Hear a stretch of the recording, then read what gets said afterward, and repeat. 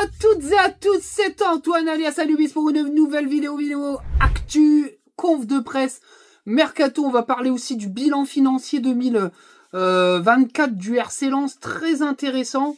D'ailleurs, c'est assez intéressant qu'il soit sorti par le biais de certaines personnes. Je pense qu'il y a eu une anticipation shitstorm. J'y reviendrai après, mais c'était assez amusant de voir que dans les personnages qui aujourd'hui sont extrêmement critiques envers la direction, on s'est vite empressé de sortir les chiffres avant de prendre une shitstorm. Mais de toute façon, les chiffres parlent d'eux-mêmes et sanctionnent totalement la direction précédente.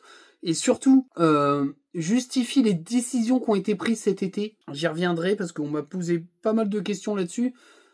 Alors tout de suite, je vous le dis, je suis pas comptable, même si je travaille dans le secteur libéral et que donc on a quand même un minimum de connaissances en termes de comptabilité, de chiffre d'affaires, de projection, de bilan, etc. Mais je suis pas un comptable spécialiste de l'économie du football. Donc je m'arrêterai juste à des analyses, on va dire, de surface. Je me permettrai pas de faire une analyse hyper pointue du truc. Mais c'est assez marrant quand même que ça sorte côté propouille, on va dire ça comme ça, très rapidement pour éviter de prendre une méga shitstorm. Voilà. Mais on y reviendra après. On va déjà commencer par la conf. On va parler mercato avec l'officialisation de 2 joueurs et puis des futures pistes. Et surtout, on va rebondir sur la com de Will Steele qui a été quand même assez intéressante. On verra tout ça et puis on fera un petit bras à des mecs comme le roi du train qui aujourd'hui essaye encore une fois de déstabiliser le club. On sait très bien pour qui il roule, on sait très bien pourquoi il sort ce type d'infos et on y reviendra après aussi. C'est mon petit bras d'honneur du jour. À un moment donné, il va falloir quand même qu'il aille bouffer à d'autres ateliers parce que quand on bouffe à des râteliers où les mecs sont même plus au club, ça commence à casser les couilles. Qu'on nous laisse tranquille un petit peu et faire notre taf parce que c'est quand même assez déplaisant et les retours en interne le sont déplaisants parce que ça plaît pas du tout que des mecs qui ont plus aucune info du club viennent pavoiser et ouvrir leur gueule H24. C'est quand même extraordinaire, mais en tout cas voilà, on va commencer déjà par la conf. Voici la pré-conf. C'est parti pour la conf de presse. Alors elle est en 2 parties, je parlerai aussi pour une fois de la conf de presse joueur. On va déjà parler par Will Steele que j'ai trouvé très détendu sur cette conf. Il a évoqué le match face à Montpellier, mais aussi les recrues.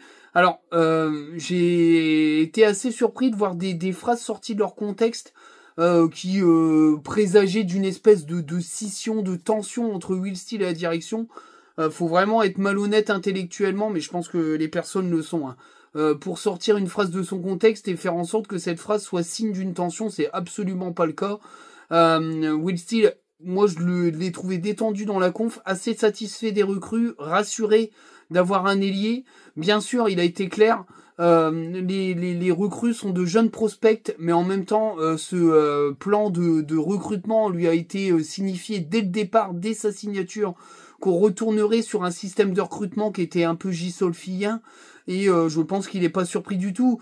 Là où il était inquiet, c'était que pour l'instant, il n'avait pas signé d'ailier et qu'il n'avait aucun ailier pour jouer dans son système à 4. Maintenant, avec l'arrivée de Jérémy Agbonifo, c'est le cas. Il a signé pour 7,5 millions d'euros. Alors, c'est un prêt avec option d'achat, un prêt obligatoire d'1 million d'euros et ils paieront 6,5 millions d'euros l'été prochain. C'est très malin parce que ça permet de décaler la dépense sur le compte de la saison prochaine. Ce qui permet déjà de pas trop faire pleurer la DNCG et de dégager de la thune pour le mercato actuel. Voilà. Maintenant, tout ce qui est doute sur le joueur, ils peuvent être entendables, mais il faut quand même parler d'un gamin qui a quand même des très fortes percussions, très puissant, brut de décoffrage. C'est un diamant à polir, comme Djoumaba d'ailleurs. Hein. Je vais en parler juste après. Mais le punir déjà tout de suite, enfin voilà, les analyses peuvent être surpris, mais en même temps, t'as des analyses qui disent surprenant de le prendre à 7 millions d'euros, et en même temps, t'as ses coéquipiers et des analyses du championnat nordique qui disent que c'est un mec qui est attendu à un grand avenir dans le football européen, donc il y a de quoi nuancer. On va laisser la chance de ce gamin-là.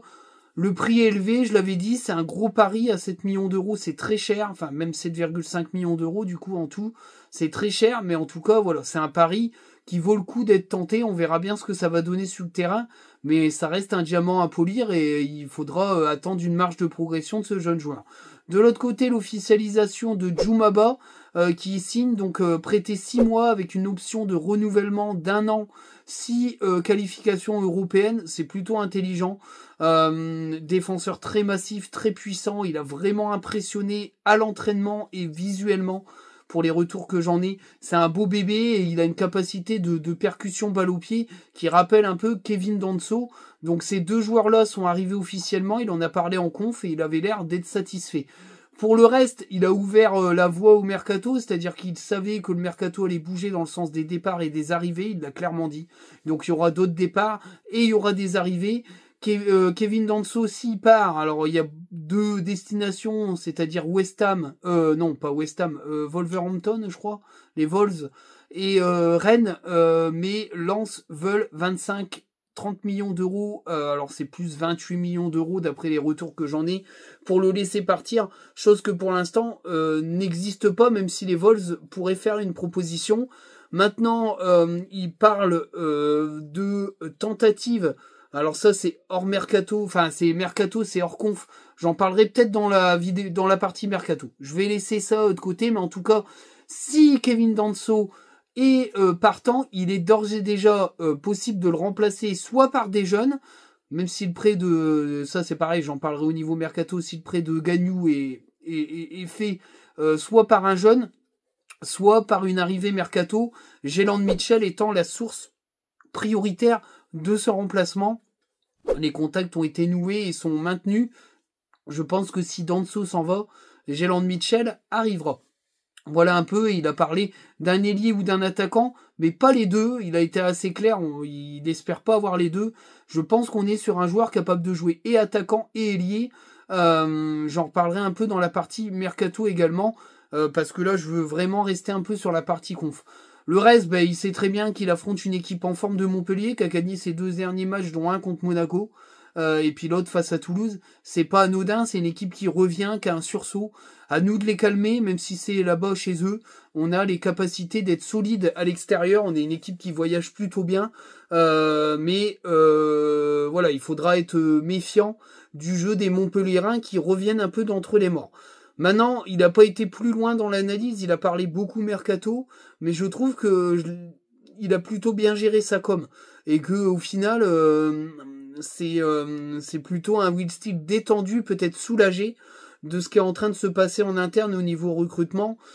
Maintenant, il sait très bien qu'il est en passe de perdre ses 2 titulaires en défense centrale, qui seront remplacés, qui l'ont déjà été en partie puisque Djoumaba est là. Et Danso, s'il s'en va, il sera remplacé soit par un jeune, soit par une recrue. Moi, je pense plutôt par une recrue parce que le jeune, je pense que sincèrement, c'est un petit peu tôt. Ce qui veut dire qu'il jouera avec Malangsar et Djoumaba. Moi, je pense sincèrement qu'il sera remplacé, Danso. Voilà. Vu la manière dont il l'a tourné, je pense que, voilà, au niveau recrutement, je pense qu'il sera remplacé, à moins vraiment que ça soit problématique. Et que on soit dans l'obligation de recruter un joueur un peu plus calibré devant et plus coûteux, et qu'on passe par la case Gaillette pour éviter de trop dépenser. Alors là-dessus, je vais revenir parce qu'il y a eu des choses de dites, parce qu'on entrecoupe les paroles de Will Steele pour essayer de présenter une dissension entre Will Steele et sa direction, ce qui est totalement malhonnête intellectuellement. Will Steele dit bien oui, bien sûr, ces 2 jeunes prospects, c'est le choix de la direction et ce choix a été maintenu et a été fait. Mais de l'autre côté, il a clairement dit que si il devait recruter un joueur premium, c'était prévu. Voilà. Ce sont le type de recrutement de base, c'est-à-dire prospect à polir qui permettra une plus-value. Mais si c'est possible, on ira chercher des joueurs un peu plus premium. C'est exactement ce qu'on a fait les 2 premières années, ce qui nous a permis d'être 2e au bout du compte, c'est-à-dire de faire des jeunes prospects, Medina, Danso, et des joueurs un peu inconnus, Frankowski, mais aussi des joueurs un peu plus premium comme Seko Fofana, 10 millions d'euros, et ça nous a permis d'être 2e du championnat. Bizarrement, cette façon de faire, on n'en parle pas. On dit pas, c'est un retour aux sources qui nous a permis de gagner. Non, faut niquer les choses, faut niquer la direction, faut dire que Will Steele est pas content, alors que c'est absolument pas le discours qu'il a eu en conférence de presse.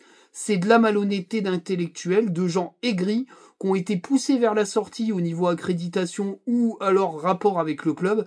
Et c'est complètement bidon et mal tissé. Et en plus là-dessus, je rebondis un peu sur la conf de presse, t'as Momo l'aiguilleur du ciel qui commence à dire il y a des dissensions dans un club. Lui, c'est un remue-merde et il remue la merde grâce à une partie de ces gens-là qui sont sa source et qui sont des sources de merde puisqu'ils n'ont plus aucun contact quasi avec le club et plus aucune source avec le club. Je peux vous le dire de source sûre. Ces gars-là étaient rencardés H24 par l'ancienne direction. Aujourd'hui, ils n'ont plus aucune info avec la nouvelle et ils sont en train de dériver et ils sont dans l'aigreur. Ils sont dégoûtés aujourd'hui d'être mis à l'écart des actualités du club. Voilà, je vous le dis, et donc du coup, ça va vomir sa merde à le roi des rails qui nous casse les couilles H24 avec ses tweets sur Lens, qui là, il s'occupait d'un autre club et qui nous laisse tranquille. Voilà un peu pour la conf Will Steele. En ce qui concerne Malang Sarr, moi j'ai vu une conf d'un cadre. Hein. Moi je suis désolé, j'ai trouvé qu'il avait bien parlé, d'ailleurs notamment de Djoumaba, qu'il a super bien présenté. Et les retours sont exactement ceux dont il a parlé. Une bonne intégration, un mec qui parle bien anglais, qui a eu bon contact avec Djoumaba, avec Malang Sarr, qui s'est plutôt bien positionné dans le groupe avec un positionnement assez intelligent et qui a impressionné à l'entraînement par son physique, par sa capacité à récupérer les ballons, par sa capacité de projection et surtout il est prêt. Voilà, il est prêt et il a impressionné le groupe. Donc voilà, j'ai trouvé la conf de Malang Sarr très intelligente. C'est un pari en phase d'être réussi, c'est-à-dire que c'est un mec qui avait pas joué depuis 1 milliard d'années. Dédicace à Sabrina et qui aujourd'hui revient bien. Il était aussi à l'origine de quelques buts, de quelques bourdes, mais bon après pour un joueur qui manque de rythme, qui manque de repères, c'est pas évident et on peut considérer aujourd'hui qu'il n'est pas forcément le premier choix, mais son match face à Angers a été plutôt de très bonne facture, une bonne facture, et il a fait un bon match, et je trouve que c'est un pari réussi parce que d'une, il commence à prendre un poids dans le vestiaire, de deux, il commence à s'installer dans la rota durablement, c'est-à-dire que c'est une solution viable, soit en titulaire, soit dans la rota, et de trois, il commence à s'exprimer en conférence de presse, c'est pas anodin, mais en tout cas, voilà, c'est un mec qui est en train de se reconstruire à Lens et qui se plaît très bien à Lens. Moi, de ce que je sais dans le comportement en interne, c'est un mec super droit, super carré, qui double ses entraînements, c'est-à-dire qu'il s'entraîne à la gaillette, mais quand il rentre chez lui, il a des séances d'entraînement supplémentaires. C'est un mec super sympa, hyper appliqué, hyper impliqué dans le projet de Lens. Et c'est pour moi quelqu'un qui l'année prochaine sera sûrement à point et qui aura son mot à dire dans la future défense du club. Voilà, moi je le dis sincèrement. Moi, j'ai trouvé qu'il prenait de plus en plus d'ampleur au club. Voilà pour Malang Sarr et voilà pour la partie conf de presse. On va parler mercato. Il y a plein de choses à dire. C'est parti pour le mercato. On va donc parler mercato. Alors, j'ai voulu un peu chointer la partie mercato dans la conf de presse. Djoumaba arrive. Donc, c'est un prêt de 6 mois avec renouvellement, 6 qualifications européennes. C'est malin. Jérémy Agbonifo, c'est un prêt avec option d'achat facilement atteignable puisque c'est le maintien de 6,5 millions d'euros, prépayant d'1 million d'euros. On est sur 6,5 millions d'euros, mais comptablement, ces 6,5 millions d'euros là sont pris dans le bilan 2025-2026, qui est très intéressant. La conf de presse de Will Steele a orienté les choses, c'est-à-dire qu'aujourd'hui, il y aura un attaquant ou un ailier et que Danso sera remplacé soit par un jeune de la Gaillette, soit par une recrue. Alors la recrue, la cible principale, c'est Jayland Mitchell. Il y a un contact fort entre le club et Jayland Mitchell. Et si Danso s'en va, il arrivera. Il y a de grandes chances qu'il arrive pour le remplacer. C'est une super recrue, c'est un super joueur. Les retours que j'en ai au niveau scouting sont très très bons. Le match qu'il a fait en Ligue des Champions est excellent. Il montre des très bonnes choses et s'il vient pour une bonne somme, ça sera un super coup de la part des Lensois. Au niveau du recrutement, alors au niveau des pistes, une piste sérieuse qui m'a été confortée, qui m'a été confirmée, c'est Kamaldeen Souleymana, pardon, je vais y arriver. L'ancien ailier de Rennes qui est aujourd'hui, je sais plus, à Villa, je sais plus où il joue. Enfin bref, vous me le direz dans les commentaires, je ne me rappelle plus. Et qui pourrait débarquer à Lens.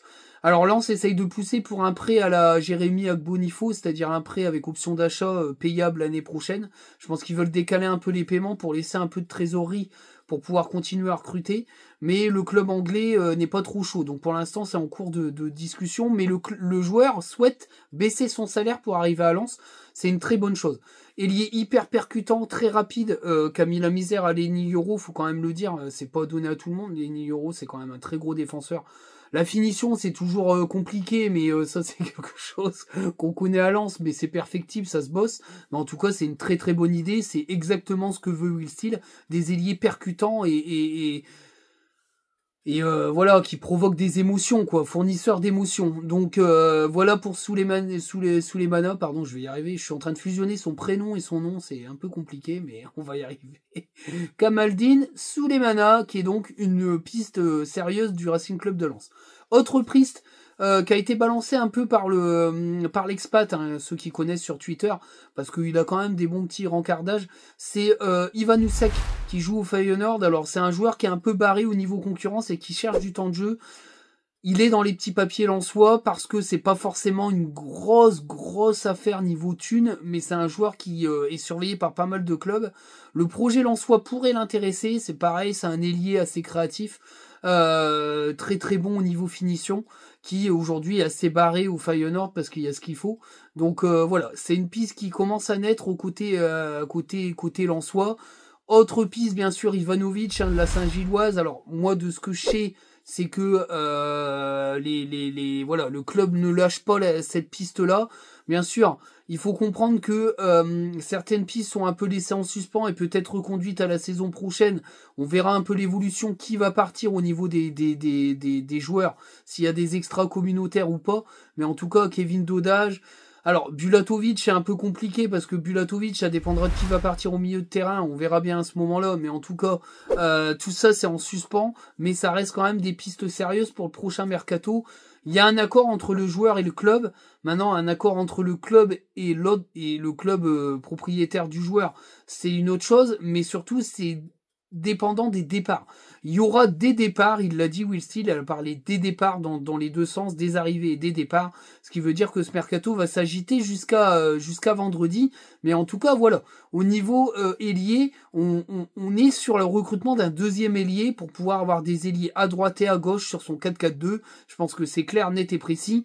Alors s'il peut recruter un ailier attaquant, parce que au final il fera pas un ailier et un attaquant, d'après ce que j'ai compris en conf, je pense qu'ils vont essayer de chercher un joueur capable de jouer et ailier et attaquant. Profil assez malin d'ailleurs à chercher.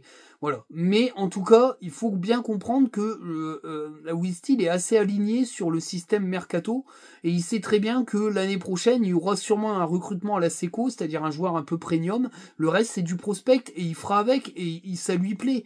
Sinon, on l'aurait jamais signé à Lens si voilà, le projet lui a été vendu comme ça. C'est-à-dire que il y a un changement de braquet au niveau du recrutement. Il l'a dit 15 000 fois qu'il était au courant. Voilà, et moi je l'ai trouvé beaucoup plus détendu quand il sait que Djoumaba signe et qu'il perd Kuzanov, il sait que c'est un beau bébé qui est ciblé par Manchester City, qui a explosé en Liga, c'est pas n'importe quel CV et je pense qu'il est rassuré là-dessus. Jérémy Agbonifo, c'est un pari à 7,5 millions, c'est quand même assez élevé, mais ça reste un pari, même si on a vu tous les vidéos scouting qui étaient assez sceptiques. Mais en attendant, quand on parle côté nordique, on dit que ce mec-là est voué à un bel avenir s'il évolue bien. Donc je pense que on va voir ce que ça va donner. Mais je suis persuadé aujourd'hui que ce joueur peut exploser chez nous. Donc voilà un petit peu au niveau du recrutement ce qui va arriver. Et ça va bouger sur les 3-4 prochains jours, en sachant que et Djoumaba et Agbonifo, alors Agbonifo, c'est pas sûr, mais logiquement ça devrait s'arranger, serait sélectionnable pour le match de vendredi. Voilà. Pour le reste du recrutement, ça sera pour la semaine d'après. Je pense que c'est mort, là. Il y a personne qui arrivera aujourd'hui, on est mercredi, à moins que ça tombe là, mais j'ai du mal à croire qu'on ait de nouvelles recrues sur cette journée-là, mais ça va s'exciter avant samedi. Je pense qu'il y aura des départs et des arrivées de conclus, ça va s'exciter niveau mercato, tout le monde le sent. Et surtout en interne, voilà, ça part un peu dans tous les sens d'après ce que j'ai comme retour, donc ça veut dire que ça est en train de préparer la fin de ce mercato. Au final, si Danso s'en va, qu'il est remplacé et qu'on signe un autre ailier, moi je suis désolé, mais le mercato est plutôt réussi pour un mercato d'hiver, c'est plutôt une continuité du mercato d'été qui a pas été une réussite au niveau départ. Au final, ça sera un peu gommé sur ce mercato d'hiver et ça sera corrigé sur le mercato d'été. Voilà un petit peu pour le mercato. On va passer à la conclusion de cette vidéo et à la projection. On va parler du bilan et du match face à Montpellier, du bilan comptable, puisqu'on me l'a demandé, et du match face à Montpellier. C'est parti pour la conclusion et la projection. C'est parti, on va donc parler de ce fameux bilan financier qui est sorti. Alors, ce qui est assez marrant, c'est qu'il est sorti un petit peu par des gens qui aujourd'hui sont très critiques envers la direction, très dubitatifs, très sceptiques, très un peu négatifs. Au final, je pense que c'est une anticipation parce que ce bilan est sorti un peu partout. Hein. En même temps, il a été transféré à Molina, apparemment, j'ai eu des petits échos comme quoi elle a dit magnifique, ironiquement, parce que c'est une catastrophe. Alors, comment commenter ce bilan? Alors, je vais pas sortir les feuilles, on va pas afficher les feuilles, parce que c'est hyper compliqué pour des gens qui ne s'y connaissent pas en bilan entrée, sortie, etc. Bilan comptable, bilan de projection, bilan d'investissement, bilan de tout ce qui est achat, vente, biens immobiliers, biens non matériels, immatériels, enfin bref, c'est très compliqué, on va pas rentrer là-dedans. La conclusion de ce bilan est simple. On est à 7 millions d'euros de bénéfices. C'est-à-dire que quand tu décomptes tout ce qui est rentré, tout ce qui est sorti, on va dire, on va vraiment faire du comptabilité pour les nuls, je suis désolé, mais du B à bas, il reste 7 millions d'euros de bénéfices sur l'activité 2024. C'est catastrophique. C'est catastrophique. Sur l'activité 2024, avec plus de 130 millions d'euros on va dire, Ligue des Champions, il ne reste que 7 millions d'euros de bénéfices. C'est une honte. Ça a été très mal géré dans tous les sens. Clairement, moi, j'aurais parlé d'échecs à 10 ou 15 millions d'euros parce que moi, je tablais vraiment sur un 25-30 au niveau du trésor de guerre Ligue des Champions. Au final, on est à 7 millions d'euros. Le meilleur bénéfice avant celui-là, c'est 3 millions d'euros. Hein. Ça veut dire qu'avec les sous de la Ligue des Champions, plus le CVC, plus les ventes qu'il y a eu, hein, on parle des ventes, hein, il y a eu quand même la vente d'Openda à 50 millions d'euros. On arrive à 7 millions d'euros, tu gagnes que 4 millions d'euros de bénéfices. Sur la meilleure des années, c'est dramatique. C'est dramatique. Ça montre la gabegie financière qui a eu lieu sur la saison dernière, sur les 18 derniers mois. Il s'est passé n'importe quoi. C'est parti en couille de tous les techos. Pas que au niveau achat, vente de joueurs, etc. Aussi train de vie qui a été complètement ouf. Un train de vie non maîtrisé. Je fais toujours un peu de chambrage par rapport on va dire aux à côté, restauration, machin. Mais quand on passe de restaurant, on va dire du centre-ville de Lens avec un budget assez raisonnable à des étoiles Michelin à 50 € le verre de digestif, ça claque tout de suite dans la gueule, hein, ça claque tout de suite dans la gueule. Donc ça a été mal géré et ça explique l'éviction de Arnaud Pouille pour insuffisance de résultats et sportifs et comptables. Voilà. Et quand tu vois que Molina s'y intéresse fortement à ce bilan comptable, hein, parce que d'après les retours que j'en ai eu, il y a un petit peu les screens des réponses de Molina, parce qu'il répond quand même aux messages qu'on lui envoie en privé, et les gens qui lui ont envoyé les bilans, il leur a répondu, je vais éplucher ça avec un grand plaisir, ça justifiera mes propos. Donc voilà, mais quand on voit ce qui se passe à Rennes, alors bien sûr, faut mettre en perspective qu'à Rennes, il y a du pognon à crever, c'est un milliardaire à Rennes, hein. Mais c'est n'importe quoi, les salaires, les machins, c'est parti en couille complètement. Grand bien leur face, moi j'en ai rien à foutre, hein. C'est pas dans mon club. Mais on voit bien que sur une année de Ligue des Champions, il y a eu complètement n'importe quoi de fait. Et que quand le fameux conseiller spécial de Joseph Ougourlian va mettre son nez dans le compte et qu'il voit que ça part en couille, ben voilà, les résultats sont là. Bien sûr, la grosse erreur de Joseph Ougourlian, c'est de s'être éloigné du club et d'avoir donné un peu un blanc-seing à l'équipe dirigeante précédente parce qu'il avait des affaires en Espagne à gérer et qu'il a été un petit peu distant.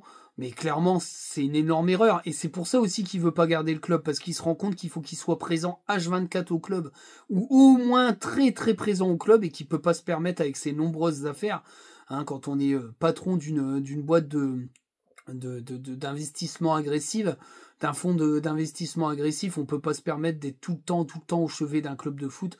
C'est pour ça qu'il finira par vendre. C'est aussi pour ça qu'il assainit les comptes. C'est pour ça aussi qu'il achète le stade. C'est pour revendre le club et faire une putain de culbute.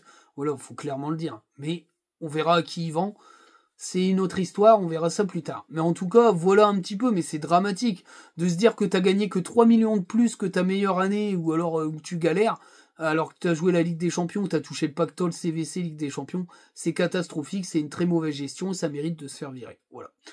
Voilà un petit peu pour le bilan comptable. J'ai essayé d'être extrêmement vulgaire dans la vulgarisation. Je vais pas rentrer dans les détails parce que c'est hyper compliqué. En plus, le bilan est plutôt mal tourné. J'en parlais un peu avec 2-3 tweetos qui s'y connaissent en compta. Le bilan, il est très complexe, c'est très mal écrit, je trouve. Mais en tout cas, la finalité, elle est claire. Donc voilà un petit peu pour le partie bilan. J'espère que ça vous donnera un petit peu plus d'explications. Pour Montpellier, ben, ça va pas être un match facile. Un déplacement difficile. Moi, je pense qu'on va encore jouer à 4 derrière. Moi, je pense qu'aujourd'hui, Will Steele a été clair. Il veut jouer à 4 derrière, pas à 3. Et 3, c'est en fonction des résultats, en fonction des présents. Et il ne jouera qu'à 3 s'il peut pas faire autrement. Il va jouer à 4, surtout que maintenant, il a un ailier. Il sera sûrement qualifié avec Bonifo. Et je pense qu'il y a des chances qu'il démarre. Hein. Il a clairement dit que les joueurs étaient aptes à démarrer, même si avec Bonifo, il est en mode prépa parce qu'il y a un arrêt dans les championnats nordiques. Mais voilà. Alors j'en ai pas parlé, mais il sera pas là, Sotoka, puisqu'il a une blessure au mollet. J'en ai pas parlé dans la conf d'ailleurs, ben, j'en parle que maintenant.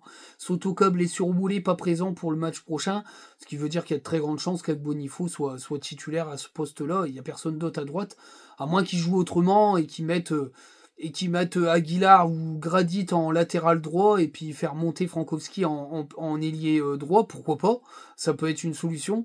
Moi je serais assez fan de voir et Frankowski et Machado en ailier sur ces 4-4-2. Je milite pour ça parce qu'au final toutes les autres solutions pour le moment sont pas bonnes. Donc c'est vrai que moi voir Aguilar ou Grady en latéral droit et puis et Frankowski un poil plus haut avec la blessure de Sotoka, ça serait plutôt pas mal.